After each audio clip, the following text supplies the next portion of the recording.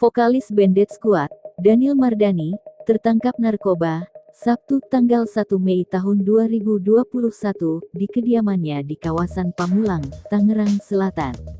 Tak sendiri, Daniel ditangkap bersama mantan drummer band Death Squad yang berinisial AA.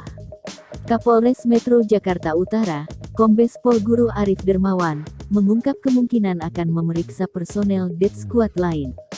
Ya, personel lain masih kami lakukan pengembangan. Saat ini anggota kami sedang bekerja. Kalau ada perkembangan, akan kami infokan, ujar Guru dalam konferensi pers yang digelar di Polres Metro Jakarta Utara, Senin, tanggal 3 Mei tahun 2021. Sementara itu, Daniel diketahui telah mengonsumsi narkoba sejak setahun lalu. Sedangkan, rekannya yang berinisial AA memakai narkoba sejak 4 tahun lalu. AA pakai sejak 4 tahun lalu. Sedangkan DM mengaku sudah 1 tahun, ujar Guru. Dalam pernyataannya, Daniel mengingatkan seluruh pihak agar menjauhi narkoba.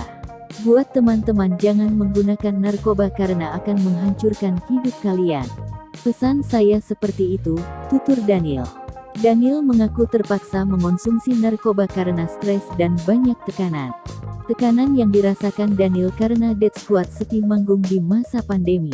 Atas tindakannya, tersangka Daniel dan AA disangkakan pasal 127 ayat 1 huruf A UU nomor 35 tahun 2009 dengan ancaman hukuman untuk AA 4 tahun, sedangkan Daniel 2 tahun penjara.